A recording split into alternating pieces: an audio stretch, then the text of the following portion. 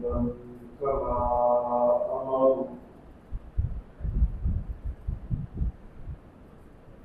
ونشهد أن لا إله إلا الله وحده لا شريك له في الخلق والأمر ونشهد أن سيدنا وسندنا محمدا عبده ورسوله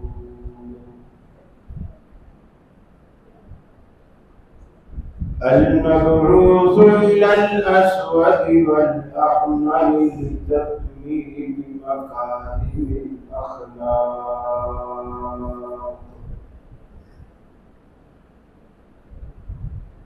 لا يخلق نبي ولا رسول بعده ولا أمة بعد أمته ولا شريعة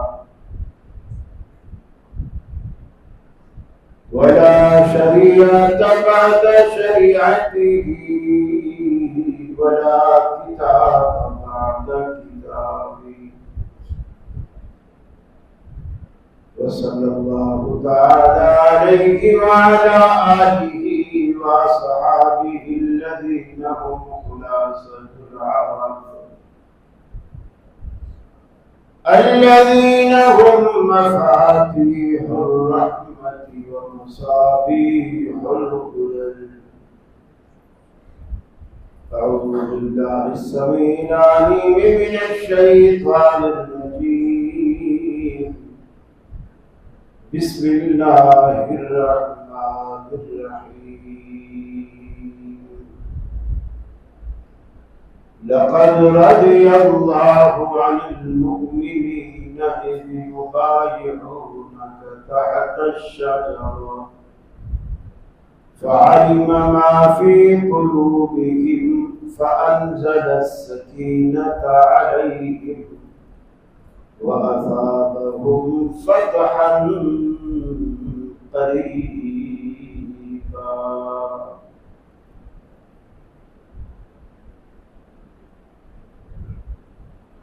یہ مقصد ہے کہ دنیا سے جہالت دور ہو جائے، کلام اللہ سے مومن کا دل پر دور ہو جائے.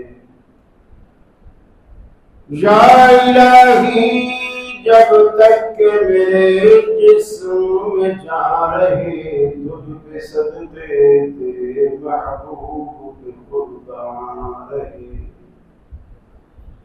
میں رہوں یا نہ رہوں پر دل کی ہے یہ دعا، دین احمد اور عزت قربان رہے. الہی ہم میں پھر وہ صدیق سا ایمان پیدا کر، عمر فاروق سا کوئی جلیل انسان پیدا کر. رگے تحریک کٹ جائے در عثمان پیدا کر. علی المرتضی شیر خدا کی امن پیدا کر. عزیز ساتھی اور دوستوں،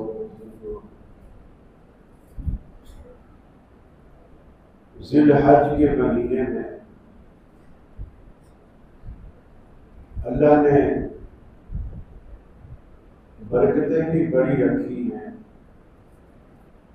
اور اس مہینے میں تاریخ اسلام میں اہم شہادتیں بھی بڑی واقع ہوئی. حضرت عمر فاروق رضی اللہ تعالی عنہ کی ان پر جو حملہ ہوا وہ بھی 26 ذی الحج کو ہوا، اور یکم محرم کو آپ دار فانی سے رخصت ہو گئے.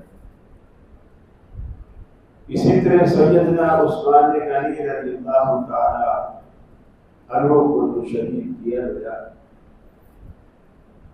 بھی آپ 23 ذی الحج کو آپ پر وار کیا گیا، گھر میں محاصرہ کیا گیا، حج کے دن تھے، صحابہ کثیر تعداد میں مکہ روانہ تھے اور آپ مدینہ میں تھے، کیونکہ مسلمانوں کا دارالخلافہ حضرت عثمان کے دور تک مکہ رہا۔ حضرت علی کے دور میں رضی اللہ تعالیٰ عنہ کوفہ منتقل ہوئے۔ حضرت حسین رضی اللہ تعالیٰ عنہ کی شہادت اگست کے 10 محرم کے مہینے میں یہ واقعہ پیش آیا، لیکن سفر کا آغاز انہوں نے بھی ذی الحج میں حج کے دنوں میں کی۔ اس اعتبار سے میں چاہتا ہوں کہ آج کچھ اس حوالے سے بات کی جائے۔ پھر یہ جو غدیر خون کا جو واقعہ ہے، یہ بھی اللہ کے رسول صلی اللہ علیہ وسلم حجۃ الوداع کے بعد حج کے سفر سے واپس مدینے کی طرف جا رہے تھے، لیکن مہینہ وہ بھی ذی الحج ہی کا تھا، اور یہ جو غدیر خون کا واقعہ ہے وہ پیش آیا۔ انشاءاللہ بتدریج ہم سارے واقعات تو آج ایک جملے میں جمع نہیں ہو سکتے۔ آج میں چاہتا ہوں صرف شہادت عثمان رضی اللہ تعالیٰ عنہ کے حوالے سے گفتگو کی جائے، پھر بتدریج انہی تمام باتوں کو آگے بڑھایا۔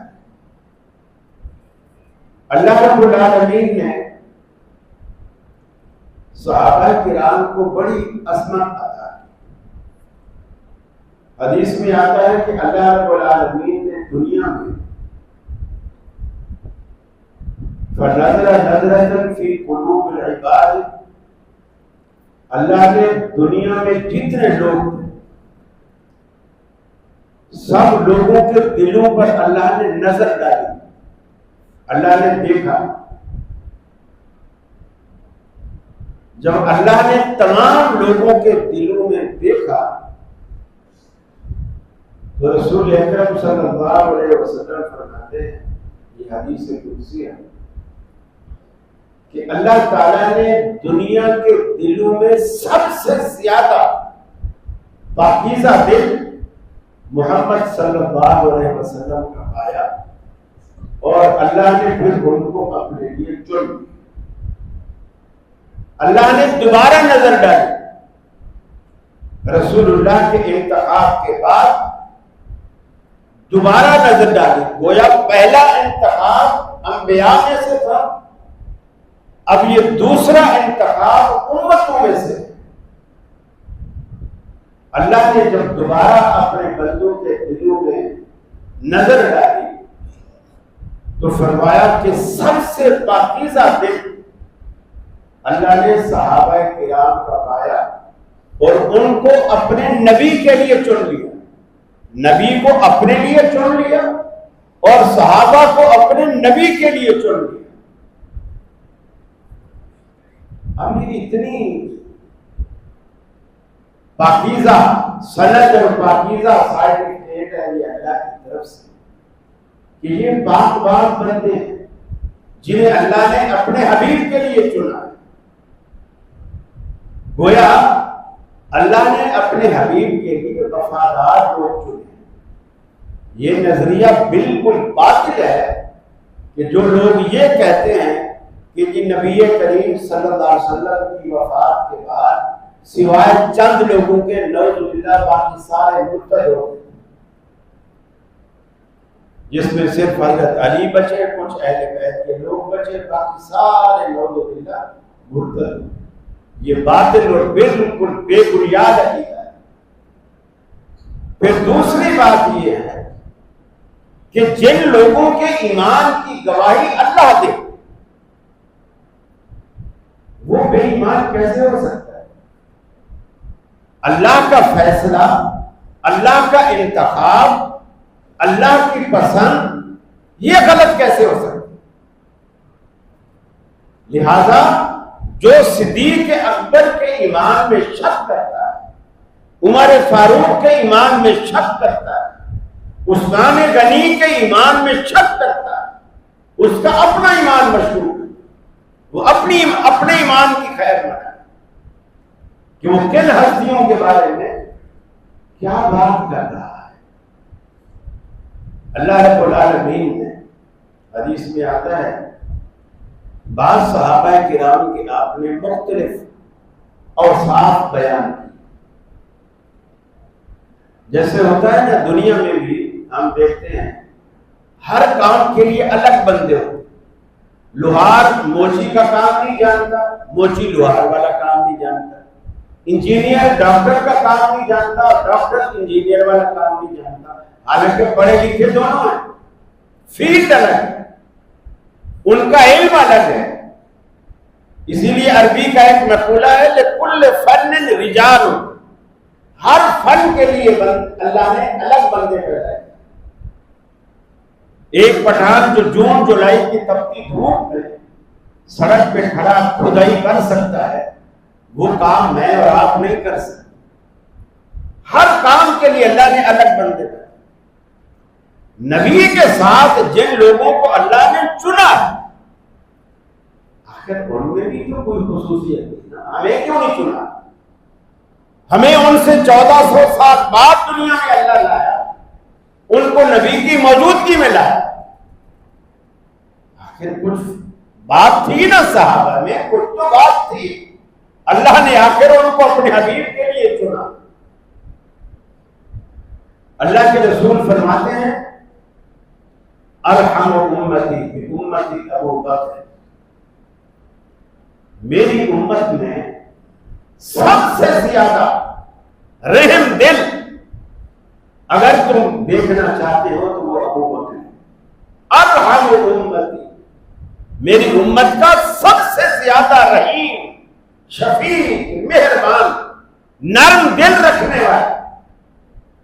یہی وجہ ہے کہ جب اللہ کے رسول بیمار ہوئے، لوگوں نے کہا اللہ کے رسول مسجد ایسے بھری ہوئی تھی صحابہ کرام سے جیسے ماشاءاللہ آپ کی مسجد بھری ہوئی اور آپ کا انتظار ہو رہا ہے، آپ بیمار ہیں، مصلی پہ آ نہیں سکتے۔ صحابہ نے کہا یا رسول اللہ لوگ نمازی آپ کا انتظار کر رہے، مسجد ساری بھر۔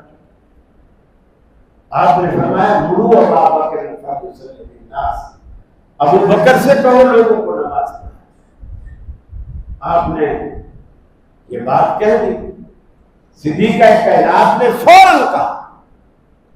صدیق اکبر کی بیٹی تھی، اپنے باپ کے مزاج کو، طبیعت کو اچھی طرح جانتی تھی، فرمانے لگی یا رسول اللہ صلی اللہ علیہ وسلم میرے ابا جب آپ کے مصلی پر کھڑے ہوں گے اور آپ کی عدم موجودگی میں کھڑے ہوں گے، آپ کو مصلی پہ نہ پا کر اور خود کو آپ کی جگہ دیکھ کر برداشت نہیں کر سکتے۔ وہ اتنے رحم دل ہیں کہ ساری نماز میں نماز پڑھانا تو دور کی بات، روتے ہی رہیں گے ساری نماز۔ آپ کسی اور سے کرو۔ آپ نے دوبارہ کہا مرو ابا بکر فلیصلی بالناس، میں کہہ رہا ہوں ابو بکر سے کہو کہ لوگوں کو نماز۔ اللہ، یہ اللہ کے رسول نے فرمایا میرا ابو بکر میری امت سب سے زیادہ رحم والا، وَأَشَدُّهُمْ فِي دِينِ اللَّهِ الْعُمَرَ، فرمایا اللہ کے دین میں سب سے زیادہ مضبوط، دین کے معاملے میں سب سے زیادہ سخت، ذرا سی بھی لچک نہ رکھنے والا۔ آج کل تو ہم سچی بات ہے بہت ساری باتوں میں ہم شکار ہو جاتے ہیں حکمتوں کا اور کچھ مداہنت کا، کچھ رکھ رکھاؤ کا، یا میری برادری کا آدمی ہے، یا میرے مسلک کا بندہ ہے، یا ہمارا پڑوسی ہے، کچھ نہ کچھ بات دل میں رعایت والا پہلو نکل آتا۔ آپ نے فرمایا اشدہم فی دین اللہ عمر، اللہ کے دین میں سب سے زیادہ سخت، یعنی دین کی کوئی بات آ جائے اس پہ ڈٹ جانے کا، دوسری کوئی بات ہی نہیں۔ جب غزوہ بدر میں 70 قیدی کفار کے بڑے بڑے سردار 70 مارے گئے اور بڑے بڑے سردار گرفتار ہوئے، نبی رحمت صلی اللہ علیہ وسلم نے مشورہ کیا صحابہ سے کہ ان کے ساتھ کیا سلوک کیا جائے، کیا سلوک کیا جائے۔ غربت عام تھی، یہ پہلی جنگ تھی، تمام صحابہ نے مشورہ دیا ان سے روپیہ پیسہ لے کر، یہ سارے سردار ہیں مالدار، پیسہ بھی تو ملے گا، اس سے مسلمانوں کی مدد بھی ہو جائے گی، ہماری مالی حالت بہتر ہو جائے گی، ان سے مال لے کر پیسے لے کر ان کو چھوڑو۔ ابو بکر صدیق سے پوچھا، آپ نے بھی فرمایا بات درست ہے، ان سے فدیہ پیسہ لو، جرمانہ لو اور ان کو چھوڑو۔ عمر سے پوچھا، عمر سے پوچھا عمر تیری کیا ہے؟ کہا اللہ کے رسول اگر مجھ سے پوچھتے ہو تو پھر میری رائے کو انصاف سے روک ہے، میری رائے یہ ہے یہ جتنے بھی سردار ہیں ان میں سے مسلمانوں میں یہ جس کے رشتہ دار ہیں ان سرداروں کو اس کے حوالے کرو، وہ اپنی تلوار سے قتل کریں۔ میرا رشتہ دار میرے حوالے کرو، ابو بکر کے رشتہ دار ابو بکر کے حوالے کرو، آپ کا اپنا کوئی رشتہ دار ہے تو آپ اپنے حوالے کرو اور اپنی تلوار سے اس کو قتل کرو۔ رسول اللہ صلی اللہ علیہ وسلم کو یہ فیصلہ پسند نہیں آیا، مگر اللہ کو پسند آیا۔ رسول اللہ کو پسند نہیں آیا، اللہ کو پسند آیا۔ قرآن مجید میں آپ نے اس فیصلے کے مطابق لوگوں کی اکثریت کے فیصلے کو سامنے رکھتے ہیں، آپ نے انہیں فدیہ لیا اور کچھ جو پڑھے لکھے تھے ان پر یہ جرمانہ رکھا کہ ہمارے اتنے بندوں کو تم لکھنا پڑھنا سکھا دو، ہم تمہیں چھوڑ دیں۔ جو پیسے نہیں دے سکتے تھے وہ ہمیں لکھنا پڑھنا سکھا دے، ہم تمہیں چھوڑ دیں، باقیوں سے پیسے لیے چھوڑ۔ اگلے دن اللہ رب العالمین نے قرآن مجید میں آیات اتاری، لولا کتاب من اللہ، اگر اللہ رب العالمین کی تقدیر والی کتاب میں یہ بات پہلے سے لکھ نہ دی گئی ہوتی کہ تو یہ فیصلہ کرے گا، تو اللہ رب العالمین نے اگر یہ بات پہلے سے نہ لکھی ہوتی تو اللہ کا عذاب آ جاتا تمہارے اس فیصلے پر جو تم نے آج کیا ہے، اور عمر کے سوا کوئی بھی باقی نہیں کرتا۔ میرے بھائی، رسول اکرم صلی اللہ علیہ وسلم اگلے دن جب عمر آئے، آپ ایسے سر جھکائے ہوئے، گھٹنے کھڑے کیے ہوئے، بازو سے ہلکا بنایا، غمگین بیٹھے ہیں، کچھ صحابہ بھی آپ کے پاس بیٹھے۔ حضرت عمر آئے، سلام کیا، آپ نے جواب دیا اور پوچھا یا رسول اللہ کیا بات؟ آپ سارے مغموم ہیں۔ آپ نے قرآن مجید کی سورہ توبہ کی آیت پڑھ کر سنائی، فرمایا عمر ایک درخت کی طرف اشارہ کیا، اللہ کا عذاب اس درخت تک آ چکا تھا، اے عمر اگر آ جاتا تو تیرے سوا کوئی نہ بچتا۔ صحابہ کرام اسی لیے ازواج مطہرات کہا کرتی تھی کہ عمر ایسا عجیب شخص ہے کہ قرآن اترتا تو اکثر ہمارے گھروں میں، کیونکہ ہم اللہ کے رسول کی گھر والیاں ہیں، قرآن اترتا تو اکثر ہمارے گھروں میں ہے، لیکن اکثر عمر کی مرضی کے مطابق اترتا ہے۔ عمر کوئی بات اللہ کے رسول سے کہہ دیتے ہیں، اللہ کو بھی وہی پسند آ جاتی ہے اور اللہ قرآن کی آیت بنا کر اسے اتار دیتا ہے۔ یہ لوگ معمولی لوگ نہیں تھے۔ قرآن کی یہ آیت جو میں نے آپ کے سامنے تلاوت کی ہے سورہ فتح کی،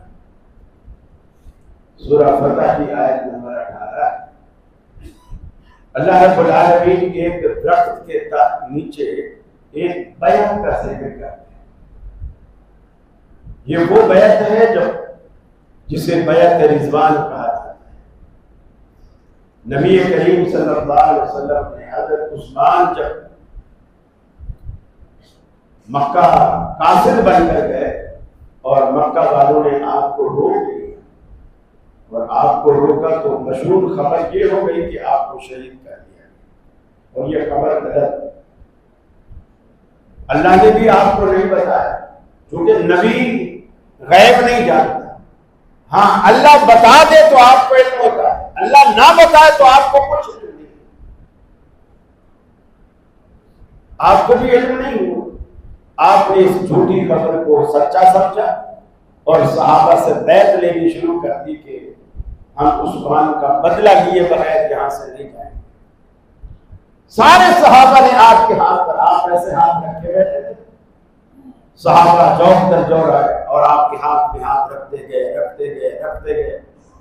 جب سارے صحابہ نے ہاتھ رکھ لیے، آخر میں آپ نے اپنا دوسرا ہاتھ لیا اور صحابہ کے ہاتھوں کے اوپر رکھ دیا، فرمایا یہ عثمان کا ہاتھ ہے، گویا عثمان نے بھی مجھ سے بیعت کر لی کہ ہم عثمان کا قصاص لیں گے۔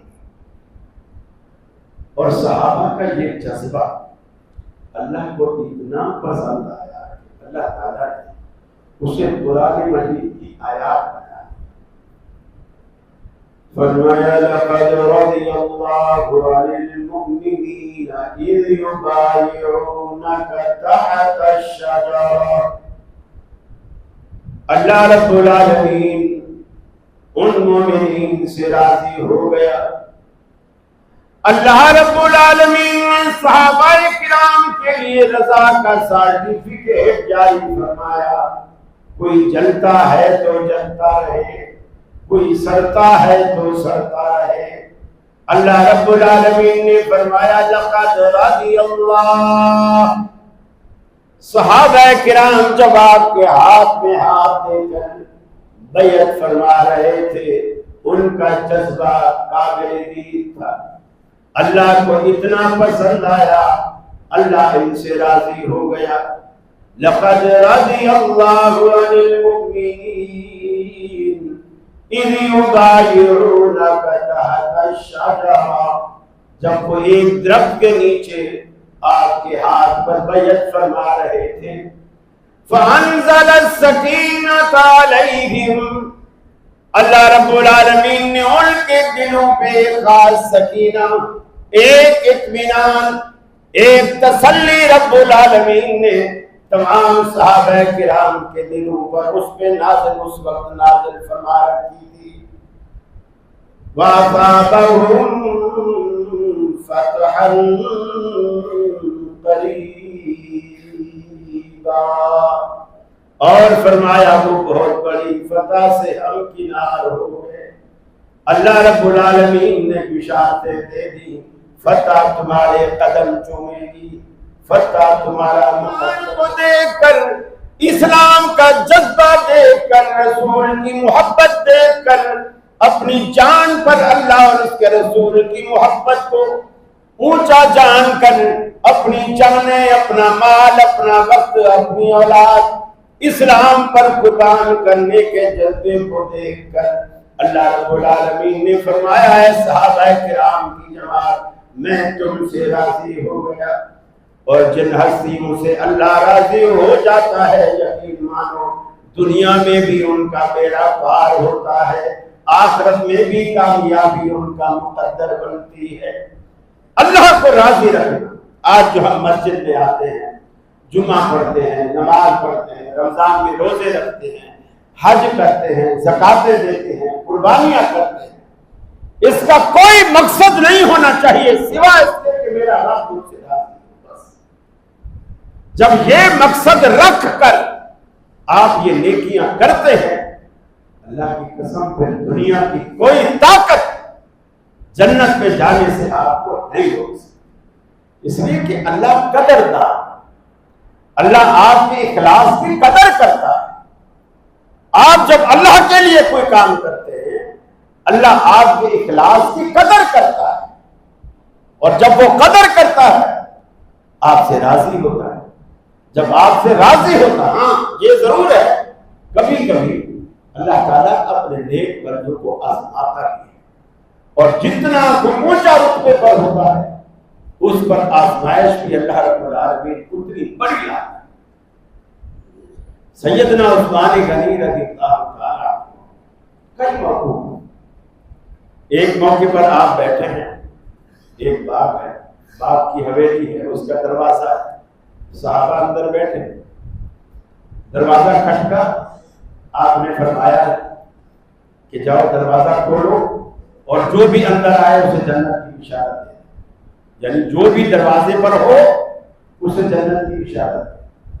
دروازہ کھولا گیا تو ابو بکر تھے، جس نے دروازہ کھولا اس نے کہا ابشروا بالجنت، جنت کی بشارت ہو جو اللہ کے رسول نے آپ کے لیے دی ہے۔ وہ خوش ہو کر اندر داخل ہو گئے۔ تھوڑی دیر بعد پھر دروازہ کھٹکا، آپ نے فرمایا دروازہ کھولو اور جو بھی ہو اسے جنت کی بشارت دو اور اندر داخل ہونے دو۔ دروازہ کھولا گیا، دیکھا تو عمر، اس نے جنت کی بشارت دی، بندے نے دروازہ کھولا اور اندر آنے کو کہا، عمر بھی اندر آ گئے۔ تھوڑی دیر بعد پھر دروازہ کھٹکا، باہر عثمان، آپ نے فرمایا جنت کی بشارت دو اور جنت کی بشارت دو اور اسے اندر آنے دو۔ جنت کی بشارت دی گئی، آپ اندر داخل۔ پھر دروازہ کھٹکا، سیدنا علی المرتضیٰ وہ اندر آئے، آپ نے یہی فرمایا جنت کی بشارت دو اور انہیں آنے دو۔ اسی سے 10 صحابہ کرام داخل ہوئے اور 10 کے 10 کو اللہ کے رسول نے جنت کی بشارت دی۔ یہ ایک موقع۔ اور پھر یہ دیکھیے ترتیب بھی، حالانکہ کوئی اللہ کے رسول نے تو یہ منصوبہ نہیں بنایا تھا کہ ابو بکر پہلے تو آنا، عمر پھر تو آنا، عثمان پھر تو آنا، علی تو چوتھے نمبر پر آنا، نہیں، یہ تو اتفاق ہے، حسن اتفاق۔ یعنی یہ اگر منصوبہ ہو تو یہ منصوبہ اللہ کا تھا، ترتیب بالکل وہی رکھی جو خلافت کی ترتیب ہے، پہلے ابو بکر پھر عمر پھر عثمان پھر علی۔ اگر یہ منصوبہ ہے تو منصوبہ اللہ کا ہے، نبی کا اپنا یہ منصوبہ نہیں۔ کئی موقعوں پر اللہ کے رسول نے، آپ ممبر پہ کھڑے خطبہ دے اور آپ نے غزوہ تبوک کے لیے صحابہ سے امداد مانگی، آپ نے امداد مانگی، جھٹ سے حضرت عثمان کھڑے، اور یہ جو جلدی سے کھڑے ہونا ہے یہ اس جذبے کی علامت ہے کہ اتنے میں کوئی اور نہ کھڑا ہو جائے۔ یہ جذبہ دیکھیے کہ اتنے میں کوئی اور نہ کھڑا ہو جائے اور وہ بازی لے جائے۔ کھڑے ہو، اللہ کے رسول 100 اونٹ دوں گا، ساز و سامان سے لدے ہوئے دوں گا، اور ہر اونٹ کے ساتھ 100 آدمی دوں گا۔ گویا 100 بندہ، 100 اونٹ، اور 100 اونٹ کے ساتھ 100 اونٹوں پر لدا ہوا سامان۔ یہ اعلان کر کے بیٹھ گئے۔ آپ نے دوبارہ کہا مجھے اس سے، یعنی جزاک اللہ، لیکن مجھے اس سے زیادہ چاہیے۔ حضرت عثمان پھر کھڑے ہو گئے، اللہ کے رسول 200 دوں گا، 200 اونٹ، 200 بندہ اور 200 اونٹوں کا ساز و سامان سے لدے ہوئے۔ آپ نے فرمایا جزاک اللہ، لیکن مجھے اس سے زیادہ چاہیے۔ حضرت عثمان پھر سے کھڑے ہو۔ دل دیکھیے، دل ہمارے پاس بھی ہے، سینے میں سب کسی کے دل دھڑکتا ہے، لیکن فرق یہ ہے کسی کے سینے میں شیر کا دل ہوتا ہے، کسی کے سینے میں چڑیا کا دل۔ دل سب کے ہاں دھڑکتا ہے، لیکن دھڑکن میں بھی فرق ہے، سائز میں بھی فرق ہے، جذبے میں بھی فرق ہے۔ حضرت عثمان پھر سے کھڑے، اللہ کے رسول 300 اونٹ دوں گا، ساز و سامان سے لدے ہوئے دوں گا، 300 سواروں کے ساتھ دوں گا۔ گویا 300 بندہ بھی دیا، 300 اونٹ بھی دیے، اور 300 اونٹ ساز و سامان سے لدے ہوئے دیے۔ اب اللہ کے رسول کے چہرے پر مسکراہٹ، صحابہ کہتے ہیں ایسے دمکنے لگا خوشی سے جیسے کوئی 14ویں کا چاند۔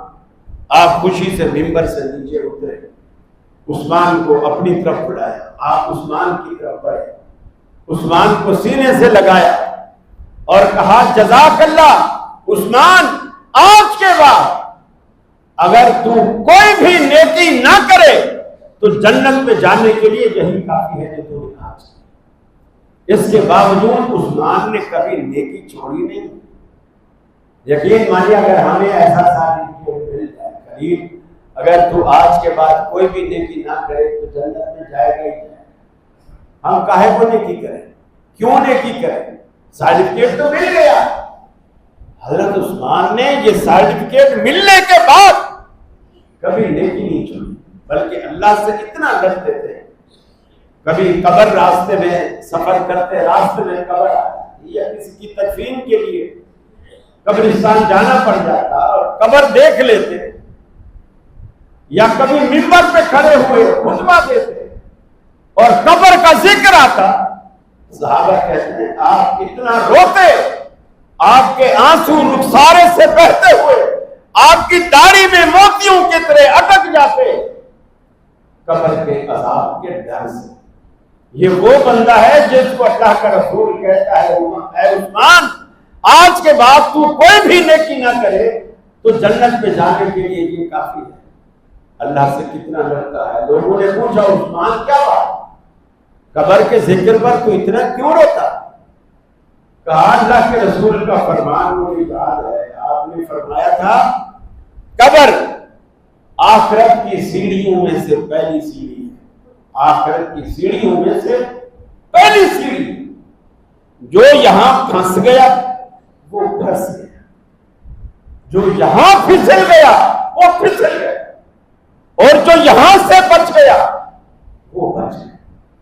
تو یہ چونکہ پہلی سیڑھی ہے، میں جب اس کے ذکر کرتا ہوں، یاد کرتا ہوں، مجھے رونا آتا ڈر سے. جو بخشے بخشائے لوگ ہیں وہ اللہ سے ڈرتے ہیں. ہمارے دامن داغدار، نیکیوں سے خالی، گناہوں سے بھرپور ہے، لیکن مجال ہے تو کبھی اللہ کے خوف پہ روئے، اللہ کے ڈر سے روئے ہو.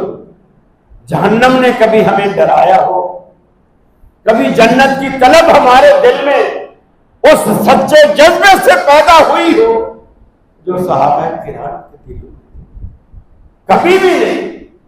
جنت کے صحابہ کرام اتنے حریص تھے، اتنے حریص تھے، دنیا میں شاید کوئی دوسری مخلوق ہو جتنا صحابہ کرام جنت کے حریص. اللہ کے رسول نے فرمایا کہ مومن جب مرتا ہے اس کو اس کے دونوں ٹھکانے دکھائے جاتے ہیں.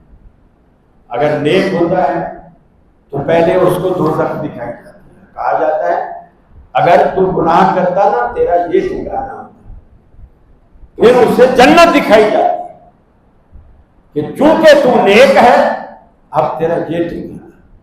وہ اتنا خوش ہو جاتا ہے، اتنا خوش ہو جاتا ہے کہ اس کا پھر دنیا میں دل نہیں لگتا. وہ کہتا ہے بس یہ دیر کیوں کر رہے ہیں فرشتے، میری روح نکالیں اور یہاں پہنچا دیں، جلدی کریں. حضرت جابر کے والد عبداللہ جب غزوہ احد میں تیر کھا کے زمین پہ گرنے لگے، اللہ نے بولنے کی طاقت نہیں تھی تو وہ کلمہ پڑھتے، لیکن کلمہ نہیں پڑھا. کیا کہتے ہیں؟ فزت ورب الکعبہ، کعبے کے رب کی قسم میں کامیاب ہو گیا، میں کامیاب ہوں. محدثین کہتے ہیں کہ اللہ کے رسول نے فرمایا من کان آخر کلامہ لا الہ الا اللہ دخل الجنہ. جس بندے کا زندگی سے جاتے ہوئے پہلا کلمہ، آخری کلمہ اس کی زبان سے لا الہ الا اللہ نکلا، وہ سیدھا جنت میں ہے. تو حضرت جابر کے والد کو جب اللہ نے موقع دیا بولنے کا تو کلمہ کیوں نہیں پڑھا؟ بجائے کلمہ پڑھنے کے فزت ورب الکعبہ، کعبے کے رب کی قسم ہے میں کامیاب ہو گیا، یہ کیوں بولا؟ اتنی دیر میں تو کلمہ پڑھا جا سکتا تھا. محدثین اس کا جواب دیتے ہیں کہ اللہ تعالیٰ جو مرتے وقت مومن کو اس کا ٹھکانہ دکھاتا ہے نا، حضرت جابر کے والد کو جب عبداللہ کو جنت کا وہ منظر جو تیر کھانے کے بعد اس کی آنکھوں کے سامنے اللہ نے کیا، وہ کلمہ اللہ سب بھول گیا، بے ساختہ منہ سے نکلا کعبے کے رب کی قسم ہے میں کامیاب ہوں، میں نے زندگی کے مقصد کو پا لی. جس لیے میں مسلمان ہوا تھا وہ مقصد مجھے حاصل ہو گیا۔ آپ کی زندگیوں کا اللہ کی قسم اس کے سوا کوئی مقصد نہیں کہ آپ دوزخ سے بچ جائیں اور جنت میں چلے جائیں، اور جنت میں جانا دوزخ سے بچنا اس کی رضا اور اس کی رحمت کے بغیر ممکن ہے۔ ہماری روزے، نمازیں، حج، زکات یہ نیک عمل ضرور ہیں، مگر جنت میں داخلہ اس کی رحمت کے بغیر ممکن نہیں۔ یہ مت بھولو آپ کس کے رشتہ دار ہو، کس کے مامے ہو، کس کے چاچے ہو، کس کا دادا ہو، کون سا آپ کا پوتا ہے، کون سا آپ کا نواسا ہے۔ اللہ کے ہاں یہ رشتہ داریاں کچھ نہیں۔ نوح علیہ السلام کا بیٹا بھی تو سگا بیٹا تھا۔ اللہ نے کہا انہ لیس من اہلک، نوح گرچہ تیرا بیٹا ہے لیکن میں نہیں مانتا وہ تیرا بیٹا نہیں۔ کیوں؟ انہ عمل غیر صالح، تیرے کردار میں اور تیرے بیٹے کے کردار میں زمین آسمان کا فرق۔ اللہ کے ہاں رشتے خونی نہیں دیکھے جاتے۔ ابو لہب بھی تو آپ کا چچا تھا، ابو جہل بھی تو آپ کا چچا تھا، خونی رشتہ تو ہے نا۔ ابراہیم علیہ السلام کے والد بھی آپ کے والد تھے، خونی رشتہ تو ہے۔ بیٹا پیغمبر ہے، باپ مشرک ہے، بت گئے۔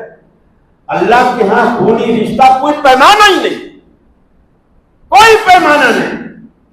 یہی وجہ ہے جب صدیق اکبر رضی اللہ تعالیٰ عنہ غزوہ بدر سے واپس آئے، گھر میں ان کا ایک بیٹا ابھی تک مسلمان نہیں ہوا، وہ کفر میں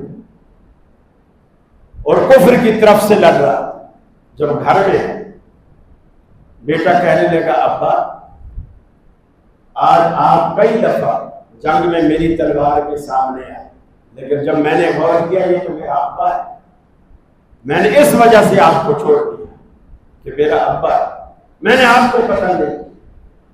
صدیق اکبر نے کہا بیٹا اللہ کی قسم اگر تو ایک دفعہ بھی میرے سامنے آ جاتا میں تیرا سر تک سے جدا کر دیتا۔ خونی رشتوں کی پرواہ اسلام نہیں کرتا، اسلام ایک ہی رشتے کو مانتا ہے، تو مسلمان ہے میں مسلمان، اسلام صرف اس کو رشتہ مانتا ہے۔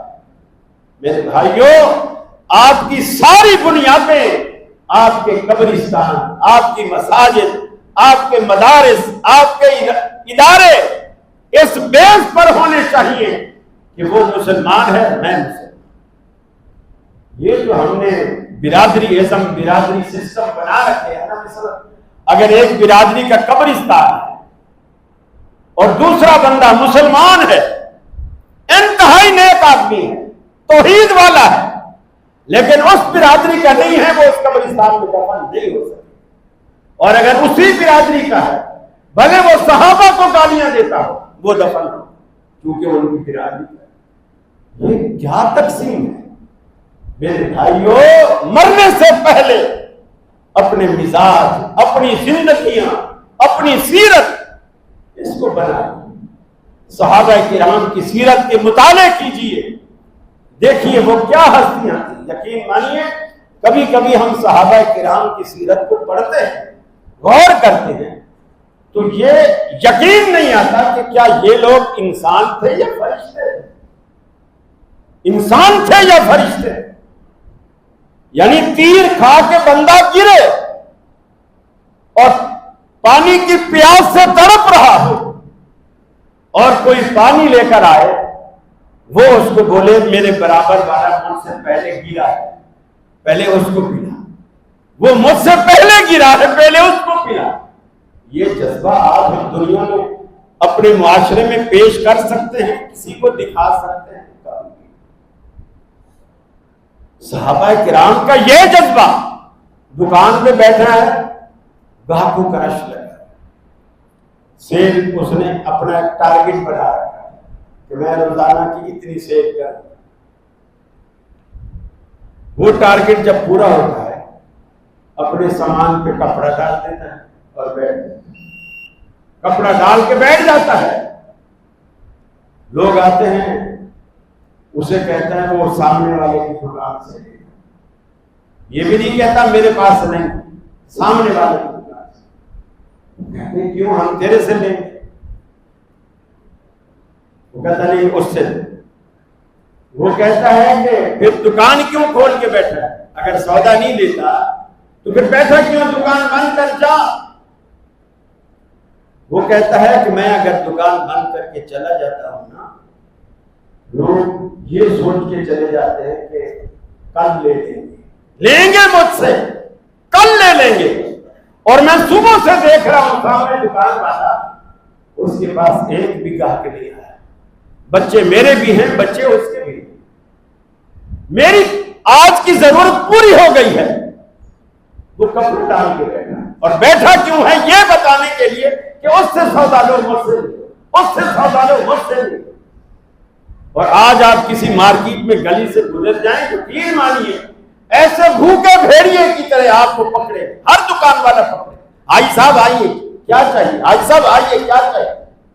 ہر بندے کی یہ کوشش ہے کہ یہ آگے نہ جائے میرے پاس آئے، آگے نہ جائے میرے پاس۔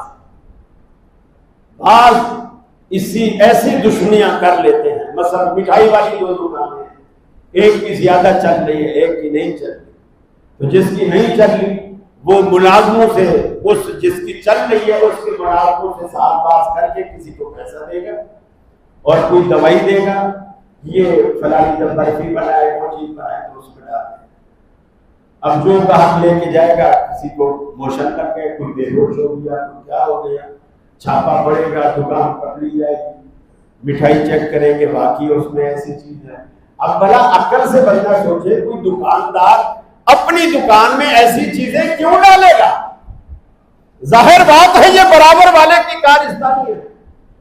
یعنی ہم اتنا بھی گئے گزرے، اتنا بھی ہمارے اندر احساس نہیں ہے، اتنا گئے گزرے۔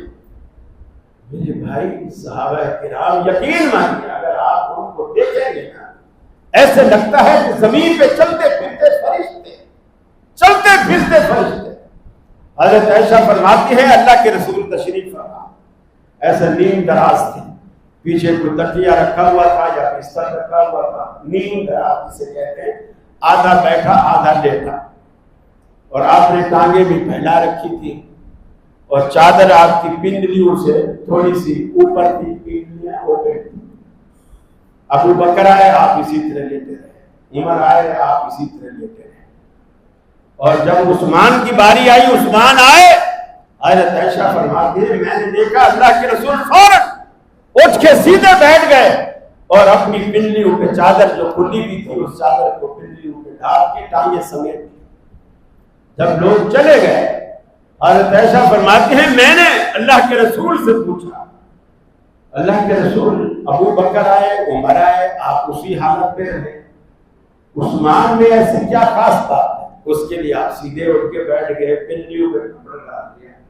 آپ نے فرمایا عائشہ جس شخص سے اللہ کے فرشتے بھی حیا کرتے ہیں میں اس سے حیا کیوں نہ کروں؟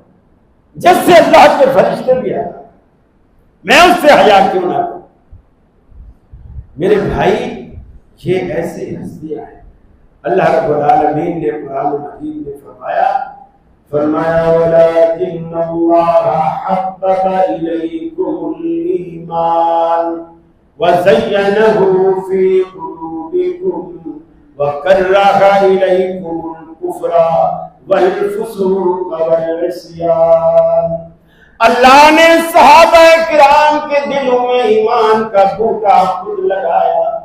ارے دنیا آج ایمان کی تلاش میں ہے، مارے پھرتے ہیں، لیکن اللہ کا قرآن کہتا ہے اس زمانے میں ایمان کو صحابہ کے دلوں کی تلاش تھی۔ ہمیں ایمان کو تلاش کرنا پڑتا ہے، اور ایمان کو صحابہ کی تلاش ہوا کرتی تھی۔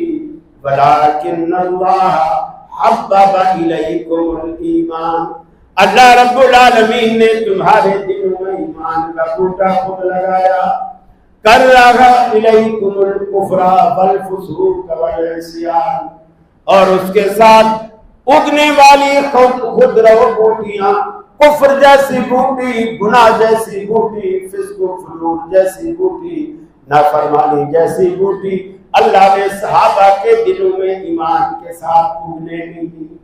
جس طرح ایک کامیاب کسان اپنا باغ لگاتا ہے گوڈیاں کر کر کے، اس کے ارد گرد خود اگنے والی گھاس پھوس کو نکال کے پھینک دیتا ہے تاکہ زمین کی انرجی میرے لگائے ہوئے باغ کے لیے محفوظ رہے۔ اللہ کے نبی ایسے کیا، زینہ فی قلوبکم، اے صحابہ کی جماعت، تمہارے دلوں میں اللہ نے ایمان کا بوٹا لگانے کے بعد اس کی آبیاری بھی خود فرمائی، پانی بھی خود دیا، کھاد بھی خود دی، پنپنے کا اہتمام بھی رب العالمین نے خود کیا۔ لہذا اپنے دلوں کو صحابہ کرام کی محبت سے سرشار رکھیے۔ صحابہ کرام کی محبت کا جذبہ ایک مسلمان کے لیے عین ایمان ہے۔ صحابہ کرام سے محبت رکھے بغیر ہم نبی سے بھی محبت نہیں رکھ سکتے، اللہ سے بھی محبت نہیں رکھ سکتے۔ یہ وہ کڑیاں ہیں، اگر آپ صحابہ کرام سے محبت رکھیں گے یقیناً جن کے وہ صحابی تھے ان سے بھی آپ محبت رکھیں گے، اور وہ اللہ کے رسول جس ہستی نے اللہ کے رسول کو رسول بنا کر بھیجا، آپ اس سے بھی محبت رکھیں گے۔ لہذا ایسے لوگوں سے ہوشیار رہیں جو لوگ صحابہ کے دشمن ہیں، صحابہ کے گستاخ ہیں۔